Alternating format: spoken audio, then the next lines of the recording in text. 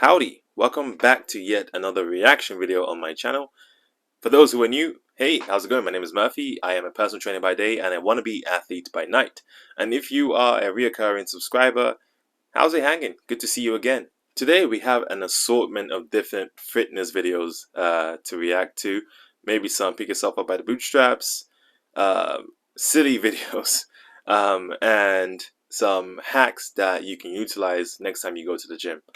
The whole premise of this is to react to videos which are in the fitness space. Me being a personal trainer, using my knowledge, I'll give you some insights into that industry as well as educate those on certain things that just are unaware about.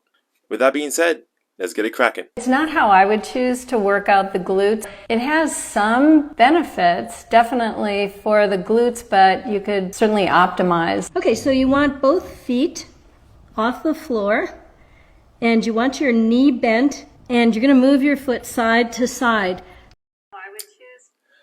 I thought there was going to be more videos to it about that specifically. It's an odd video, I must say. I just got to see the exercise again. Who am I to say that that doesn't train your glutes? I personally, from watching this, I don't see how that can train your glutes, because she's going into an external rotation of the hip joint based off how the foot is moving side to side. And also it's going to be such a difficult thing to set up. So it's just complicated for something that you can realistically just activate in a simple way. I just think this is just extra. Maybe if she's on one-to-one training someone, then maybe she can set up all the contraption. But I just think it's all this is necessary, and she's doing an exercise that just goes into an internal and external rotation of the hip. So it's a good maybe hip mobilization training, but I don't know if it's a glute activation. But then, like I said, it could also be training the glute minimus, maybe, due to the position she's in. She's slightly on the hip hinge, and from there the glute is stretched, and from that, if you add some movement, you should get some activation, but I just don't see how that's possible. I would have to literally be in that position to know. I don't know. From watching that, I don't think it's glute activation. All you talk about is mindset and character traits and blah, blah. Okay, let's say I give you the body. Let's say I give you the skinny waist, the fat ass, the sculpted shoulders. I give it to you. You can have it. But the key is you have to maintain it. Do you know how? Do you have all of the character traits that are required for you to maintain that body? Do you know how hard you need to train in the gym? Do you know how disciplined and diligent you need to be with your macros? Do you know how much sleep and rest you need to get and the supplements that you need to prioritize? I gave you $1 million business. Would you know how to handle it if you didn't build it yourself? I'm gonna go out on a limb here and say no, you wouldn't. 80% of success is who you become in the process through patience, impulse control, and taking personal responsibility. The process itself is what transforms you. The results are just the receipt that you did it. That's why your results have never stuck, because you were always chasing the outcomes, not chasing the identity, not chasing the habits and what is required of that version of you daily. I'm trying to just get results and become the version of you who can actually keep them. Bars. Man, I've always used that example with the like, imagine I swap places with you right now with my clients. I say, imagine I swap places with them, and do you think you could keep my body for like a year, maintain it, like do it all it takes just to keep it? And a lot of them would just probably be like, I think so, but probably not. Now, yeah, I'm like, usually, yeah, it's the habit, it's the mindset. You literally have to do a whole 360 change of your lifestyle, because it's all about habits and things that you build into your routine that will create the formula and recipe for your success and building and sculpting the body that you want. This is why I don't know if this is fact checked, but this is why I hear a lot of stories of people who win the lottery and end up blowing all the money. It's because they didn't work to build that money, so they don't have the knowledge to attain and keep the wealth that they've just generated. That's why sometimes this industry can take a lot out of you, honestly, because you're like a doctor, therapist, or a sports motivator, and almost like a counselor. It's a lot that's ingrained within this job, which is a blessing and a curse at the same time. It almost can be frustrating, where you have to also uphold a lot of empathy within yourself to give people grace too. But it's also frustrating in some sides where, like, it feels like you have to handhold a lot of adults in like your clients, where it's like it seems like you care more about their health than they do sometimes, because you probably ask them to do certain things, and then they just won't do it, and then they'll give you an excuse. Viable excuse, of course. It's warranted. Like everyone, we all have our own unique experiences in life.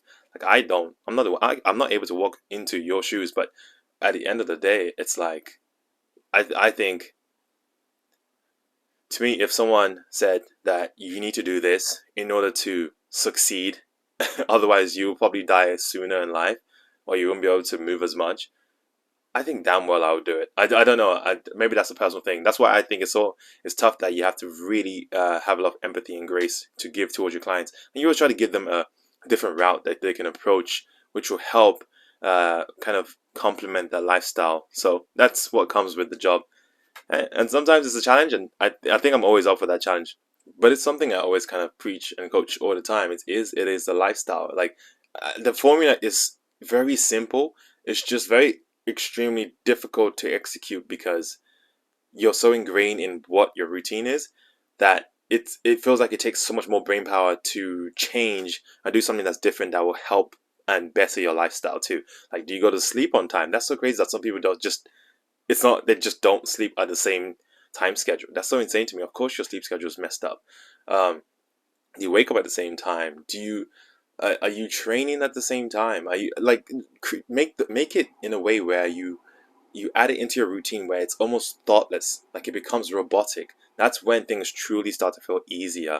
Like if you want to move more, maybe like park slightly further away from your grocery store and go in, or maybe walk to your grocery store if it's just like a block away. I don't know. Like do things that make you move more. Let's say you're watching TV. Sometimes I would find if I'm watching a TV show, I would stand up and just watch the TV show, and I'll probably stand for like maybe 5 minutes, and I'll sit down, and then I'll stand, and I'll sit down. Just creating ways where I am somewhat active. But these are only situations that I would add in if I know I'm not going to be active in that weekend. But my job is active, so I don't need to do that anymore. But it's just add these things into your routine so it becomes autonomous and you don't have to think much. What 3 months of consistency did to my body? Yes, I know for a fact already this has been 3 months. I know for a fact. Oh, there you go. I meant 3 years. See? Stop chasing quick fixes for results that are meant to last a lifetime. Pretty much. I can't read for some reason. The last bit said, let me pause it. Stop chasing quick fixes for results that are meant to last a lifetime. So it's like I literally just said on a previous video. Is things that are meant to last you forever. So you have to create it and add it into your habit. Otherwise, you will just go back to the person, the old you. Either way, incredible change. Like you can see she has abs now. It's always possible. It's just like, how bad do you really want it? Like this is one of those like pick yourself up by the bootstraps. How bad do you want it? Like I know we have excuses. Everyone has a problem in their life.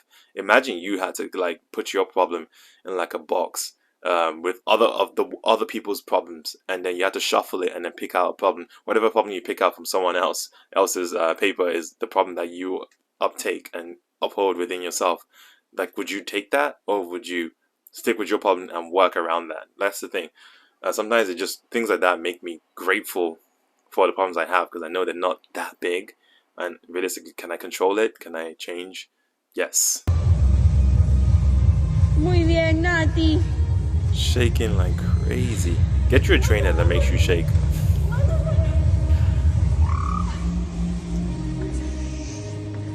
That's crazy. I can't remember the last time I've had such a crazy shake like that. It ain't pleasant, I'll tell you that. Now, of course, there could be an array of reasons why she's shaking, but due to exercising, it is most likely due to like neurological firing of your signals. Like when you push your muscles close to exhaustion, it's your body almost has irregular firing of the signals that it's so unpatterned that you're gonna have like a twitch or a shake. It's just a common habit, so don't be scared if that happens. But it's not nice, I'll tell you that. If you're enjoying this video already, hit the thumbs up, subscribe if you're new. I really appreciate you being this far into the video. But the next one, I usually do challenges towards the end. It's not going to be a challenge, it's going to be like a little gym hack. And of course, I'm going to give it a go and approve or disprove the message. Okay, she's doing a pull-up and Armpit, okay, armpit go. in the hands and then, huh? This? Yeah. And your hands go through. Whoa. It's like a chest press. Whoa. Okay. Well, that's interesting. So there's support at the bottom, but at the top there's a lot less, so it's harder. Huh. And then go over, right? Yeah. Okay. And then do the pull up. Eh? What? No, you fool! Like this? Yeah, Dum Dum has figured it out. Oh! But wait, I don't think it's a good way. The only thing I see difficult is like coming out of that thing once you're in there. But hey, let's give it a go. This was actually a test, a cool hack, I should say, that I tried during Christmas, as you can tell, because I have dreadlocks. Yeah, first bit I was just trying to do pull-ups to see if I can actually do pull-ups, and duh, I can. Grab the band, and I was just trying to figure out how I can place it on in a way which is pretty easy to set up. And that's one thing that I actually mentioned, is the setup is the most difficult aspect of this. I think you really need to be close to the bar in terms of height level in order to even get yourself in the right position to get started. You felt the help from the band, so this is definitely a hack that you can do if you don't have access to, you know, an assisted pull-up machine or don't want to get whiplash. But success. That goes it, guys, for this video. I appreciate you watching and coming so far into the video right now.